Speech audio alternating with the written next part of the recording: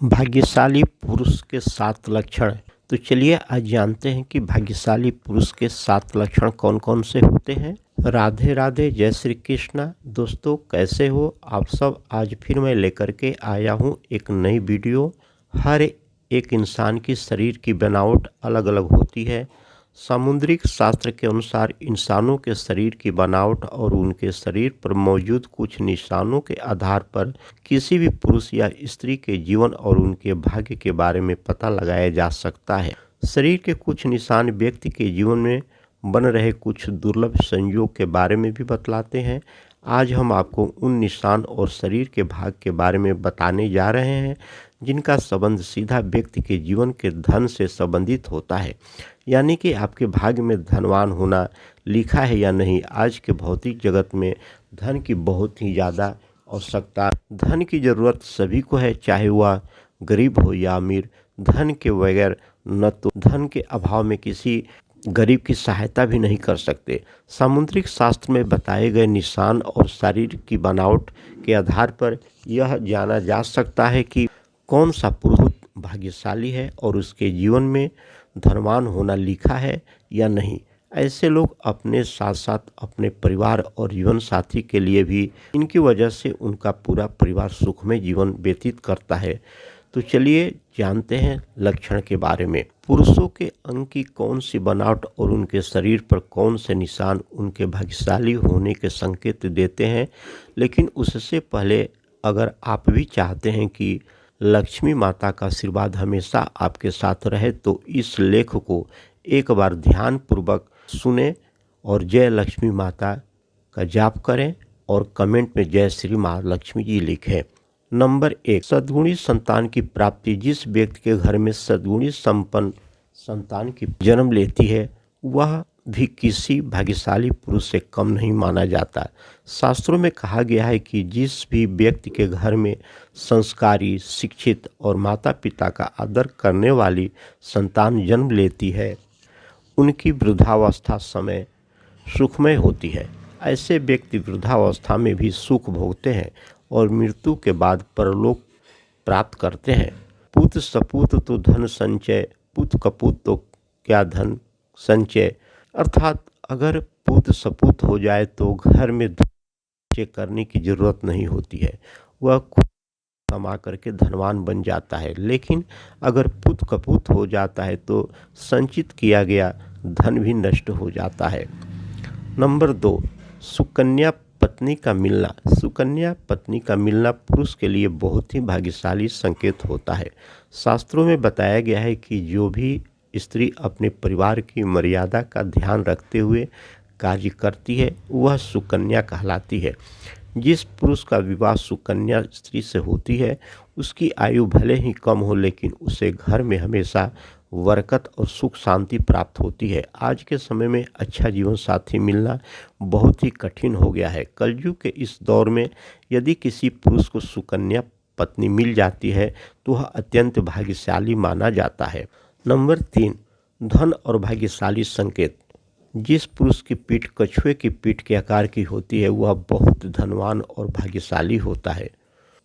जिन पुरुष की हथेली के बीचों बीच तिल, वाहन सुख और समाज में खूब मान सम्मान प्राप्त होता है। सामुद्रिक शास्त्र के अनुसार जिन पुरुषों की छाती चौड़ी और नाक लंबी होती है वे कम उम्र में ही सफलता प्राप्त कर लेते हैं।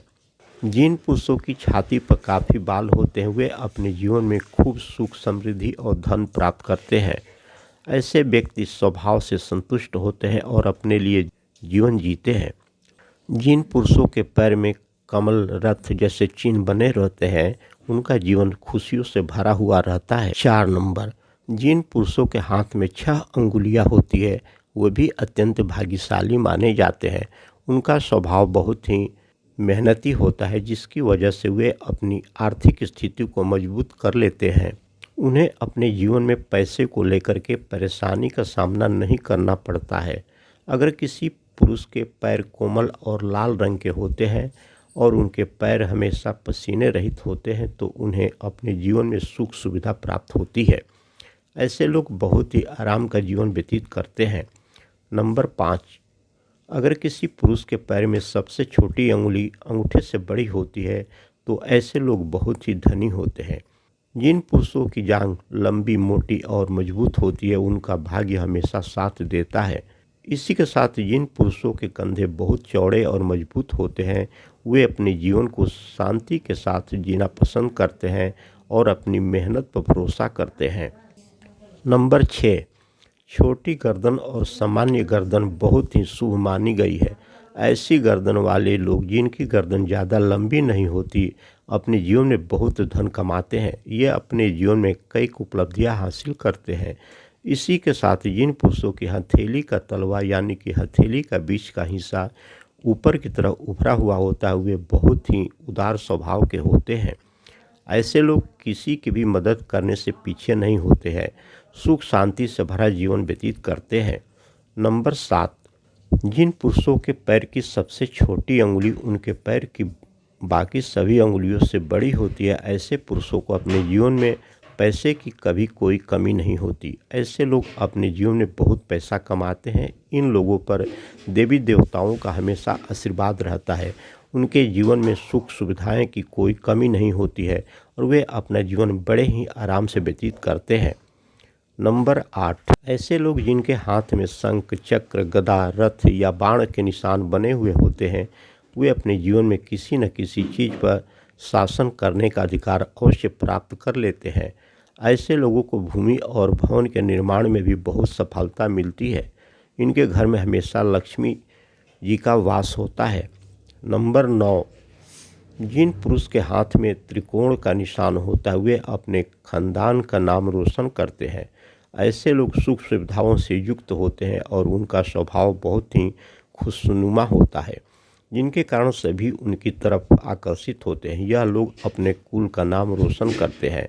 ऐसे लोगों के घर में माता लक्ष्मी का हमेशा वास रहता है और उनकी किस्मत में राजयोग लिखा होता है।